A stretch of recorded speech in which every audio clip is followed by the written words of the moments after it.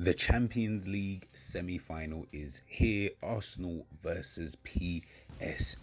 The battle of the tacticos. Two elite managers, two tactically rich systems, and one massive two-legged battle that will define their seasons. Mikel Arteta versus Luis Enrique. This isn't just about the players, it's about ideologies, pressing patterns, possession control, and space manipulation. Let's break down how both teams play, the key battles, and what could decide this epic showdown over two legs. First, let's take a look at Mikel Arteta's Arsenal. They are one of the most structured sides in Europe. Yes, this season hasn't necessarily been that great in terms of their domestic league form, but across Europe they have performed superbly, and they're playing in a way that most people believe will be enough to help them win the Champions League. They build from the back using a 3-2 structure in possession. Thomas Partey or Declan Rice drops to form the double pivot, with Martin Odegaard operating as the free creator in the right half space. Against the top teams, just like we saw against Real Madrid, Arsenal become a shape-shifting beast, comfortable pressing high but also deadly in mid-block transitions. Fullbacks like Jurrien Timber invert to join the midfield, while Lewis Skelly or Kivior, for example, or Gabriel, of course, when he is fit, provide width or support the build-up on the left-hand side. If you notice in their last match, Arteta fielded Marino, of course, as the false nine, with Martinelli and Saka, of course, out wide, and a midfield trio of Odegaard, Partey, and Rice against Real Madrid. That gives you high energy, ball winning, and ball progression. They're not just about possession, though. They suffocate teams with rest defense, and they counter press intensely. It is absolutely crazy when we do watch Arsenal. One thing about Arsenal and them as a football club and how they were kind of perceived, in my opinion, was that most people kind of looked at Arsenal as if they were a bit of a soft touch. You know, they were kind of getting bullied in the midfield and things like that in previous years gone by. And I think that someone like Mikel Arteta has kind of shifted the mentality. He's made them difficult to beat. They hardly really lose games, and they're so difficult to score against. You know, defensively, they are so secure as a team. And I think that that's one thing that Mikel Arteta has been able to kind of shift and change, is most notably the mentality. Now over to Mikel Arteta's counterpart for this tie, and that is Luis Enrique. This is a man who is known around Europe in the footballing world. His PSG side, currently, they're a bit more fluid, I would say, than an Arsenal, more possession dominant than we have seen in years gone by.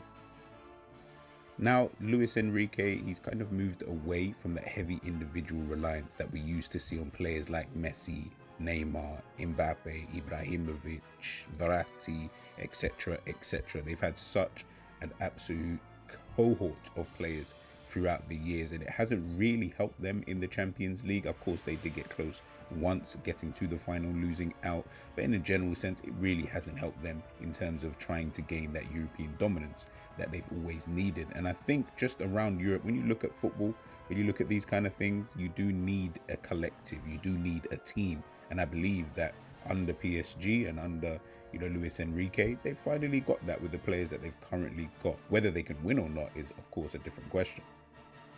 So under Enrique, PSG do use a 4-3-3 formation. It's quite control oriented, and it's a well-oiled machine. Fabian Ruiz and Vitinha, they offer the technical stability within the midfield. Joao Neves, he brings the energy and box-to-box support.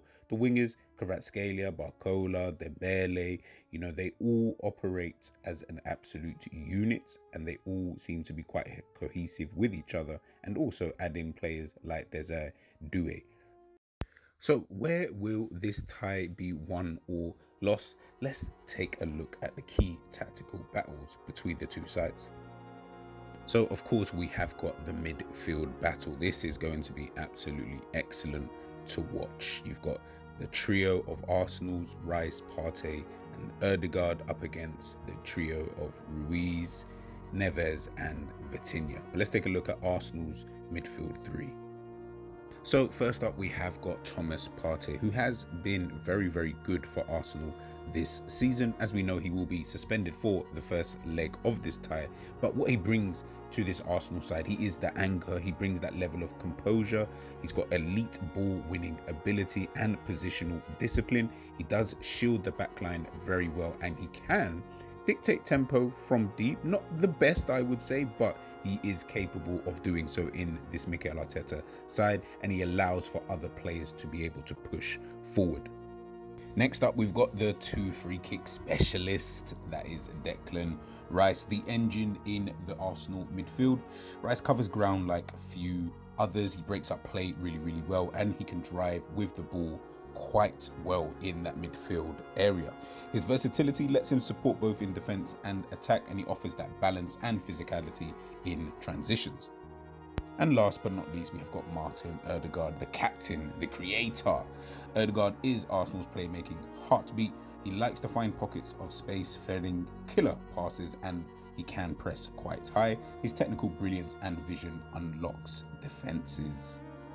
Now, as a 3, and you can also throw in Mikel Moreno, but I'm sure he's going to be playing up front. They offer control, dynamism, and creativity. A perfect blend of defensive solidity, transitional power, and attacking flair. It's a midfield built for dominance in and out of possession. Now to PSG's midfield, and we're going to start off with the tempo setter, and that is Vitinha. With his sharp passing, quick turns, and intelligent movement, Vitinha keeps PSG ticking. We've seen it already in the Champions League this season. He's technically sound, press resistant, and excels at linking defense to attack. Next up is new signing João Neves. He is the disruptor. Young but fearless, Neves brings energy, tackling, and incredible defensive awareness. He reads the game so well, recovers possession, and provides the grit and intensity PSG need in these type of big games.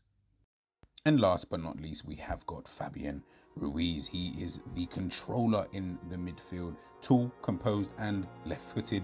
Ruiz adds balance and calm to the midfield. He's great at progressing the ball, spreading play, and arriving late into the box to support attacks. Definitely my top 2 to 3 midfield trio that I have seen this season. They might even be number 1. Absolutely brilliant 3 players. And Vitinha for creativity and fluidity, Neves for the bite and defensive coverage, and Ruiz for the control and the passing range. What more can you possibly ask for from a midfield, and especially with the way that Luis Enrique wants his team to play, with that structure and the flexibility to dominate in these type of battles. It's going to be a crazy battle in that midfield area. Another matchup I'm very intrigued to see is Kvaratskhelia versus Jurrien Timber. This matchup is set to be electric on the flanks. Now, when we look at someone like Kvaratskhelia, you know, he's a dynamic dribbler. He thrives in 1v1s, and he likes to cut inside into his right foot to wreak havoc with unpredictable movements and explosive acceleration. He's a constant threat in transition, able to beat defenders with flair and create out of tight spaces. Unfortunately for him, he's going to be coming up against one of the best fullbacks this season, and that is Jurrien Timber. Arsenal's technically gifted and defensively sharp fullback. Timber is composed under pressure, tactically intelligent, and he is very quick across the ground. His key traits, I'd probably say, would be to contain a player, you know, especially players like Kvaratskhelia. His ability to anticipate dribbles and recover in behind could be crucial in shutting down someone like Kvaratskhelia. But listen, guys, this duel is going to be a classic one versus, you know, chaos and control, and whichever player wins this individual battle could swing the momentum of the tie. If Timber contains Kvaratskhelia, Arsenal gain defensive stability. If Kvaratskhelia breaks loose, PSG unlock a major creative weapon. Now, this matchup is definitely going to be tasty. You have got top 3 right wingers in world football versus top 3 left backs in world football. Listen, put them in whatever position you guys want. Nuno Mendes versus Bukayo Saka. This one's going to be absolutely brilliant. You got Saka for Arsenal, you know, Arsenal star boy. He's known for his sharp dribbling, precise left foot, and he's got the ability to create or score from wide positions. His quick shifts, lower center of gravity, and intelligence in tight spaces make him a constant danger on the right-hand side. But of course, he's going to be coming up against Nuno Mendes. And listen, this guy isn't just quick. He's aggressive, physical, and he is fearless. PSG's left back excels at recovering runs, closing space, and matching wingers stride for stride. He loves the duels and has the stamina to go toe-to-toe with Saka for 90 minutes. I feel, that this battle will be about who bends first. If Saka gets the upper hand, Arsenal gain a direct route to goal and a supply line for their striker. But if Mendes locks him down, PSG can push forward with more freedom on the counter. It's a game-changing duel, elite attacking talent versus elite defensive resilience. And it might just define the flank war in this heavyweight Champions League clash. In a one-off match, unpredictability reigns, but over 2 legs, strategy, rotation, and psychology matter. So at the Emirates, Arsenal will look to start fast, use their crowd, high pressing, and tempo to create a cushion. I do expect Arteta to try and overload the wings, isolate potentially Martinelli, or isolate Bukayo Saka with Nuno Mendes and Hakimi to deal with, and try to take maybe a few more risks in possession. But in that second leg, I do expect Luis Enrique will likely try to slow the tempo down. Again, this will all be dependent on how it goes in that first leg, but he's going to want to gain more control in the build-up and exploit any spaces Arsenal potentially leave in behind. I think with them, especially with Luis Enrique, with the midfield 3, it's going to be all about composure, game management, and I think it's just going to be a tie about who blinks first. Listen, guys, it's not just Arsenal versus PSG, it's Arteta versus Enrique, it's structure versus fluidity, it's control versus chaos. 2 legs, 1 spot in the final for these 2 teams. Who will impose their style, who will adapt first, and who will rise in the Champions League greatest chess match? Let me know your thoughts in the comment section. People, let me know your predictions in the comment section. Don't forget to like, share, and subscribe to the channel.